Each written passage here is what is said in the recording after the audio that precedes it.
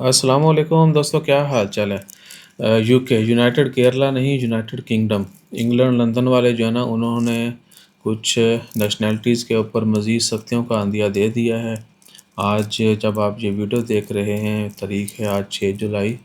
यार जुलाई क्यों आ रही है, 6 मई 2025 और दिन है आज मंगल का। यूके ने एक अंदिया दिया जी, इशारा उन्होंने दे दिया है और पाबंदियाँ जो हालात हैं वो लग ही जानी है।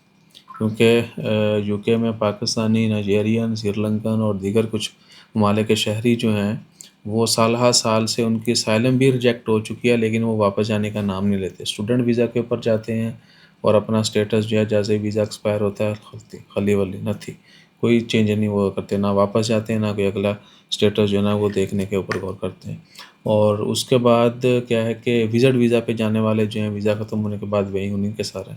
तो असाइलम जो है ना, उसमें भी उनको बड़ी मुश्किलात हैं और यूके आजकल ख़ुद भी सर्वाइव कर रहा है, आपके सामने ही है, ठीक है ना। तो यूके गवर्नमेंट की जानिब से कह दिया गया जी कि बहुत जल्द अपना जो है ना वो एक नया कानून, एक नया सिस्टम जो है वो मुतारफ़ करवाने जा रहे हैं। उसमें एक तो नए जाने वालों के लिए हो सकता है कि वीज़ा मिले ही ना, या मज़ीद उसको, यूके ऑलरेडी बड़ा टफ़ हो चुका है, लेकिन मज़ीद उसको टफ़ कर दिया जाए।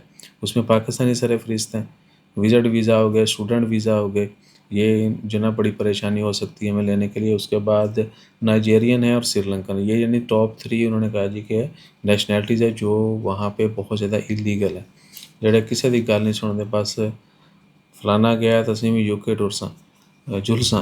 अच्छा जी, तो जो लोग ऑलरेडी हैं उनके वीज़ा एक्सपायर हो गए हैं या उन्होंने असाइलम अप्लाई की थी, वो उन्होंने जो है ना रिजेक्ट हो गई, असाइलम उनकी अप्रूव नहीं हुई, उसके बाद भी वो वहीं पे रह रहे हैं, तो उनको डिपोर्टेशन के लिए भी जो है ना प्रोसेस तेज़ कर दिया जाएगा। और बाकी क्या है कि हो सकता है उनके ऊपर मुकम्मल पाबंदियाँ, यानी डिपोर्ट किया जाएगा ना, कि जिस तरह ओमान से भी लोग परमानेंट छोड़ के जाते हैं, जुर्माना पे किए बगैर आप अगर ओमान से जाना चाहते हैं, किसी भी किस्म का जुर्माना है लेबर मिनिस्ट्री का, वीज़े का, पताके का, आप वो बगैर पे किए जा सकते हैं, लेकिन आपको ओमान परमानेंट छोड़ना होगा। इसी तरह उन्होंने भी पाबंदियाँ लगानी, बल्कि ऑलरेडी लगती हैं। सो इमिग्रेशन जो है मज़ीद टफ़ होने जा रही है, तो आपने जो है ना किसी किस्म के झांसे में नहीं आना। Specially UK, Canada, Australia, New Zealand और जापान और अमेरिका। अमेरिका वाले फिर भी दे देते हैं, बाकी मुल्क उस्ताद जी बड़ा, जापान आपको ऐसे केसेस मिलेंगे, आपकी सोच है। जापान एक यानी ऐसी कंट्रियों में से है जो अनएक्सपेक्टेडली वीज़ा देते हैं। आपको जो है ना ख़्याल ख़्याल नहीं होता, जिस किसी को वीज़ा मिल जाता है, किसी ने आधी दुनिया घूमी हुई है, उसका वीज़ा रिजेक्ट हो जाता है, ठीक है। सो इस तरह के जितने भी मुल्क हैं ना, उनका आपने तब ट्राई करना है अगर आपका पासपोर्ट काला हो चुका है, रंग बिरंगा, यानी आपने रंग भर लिए पूरे पासपोर्ट में, फिर ट्राई करें।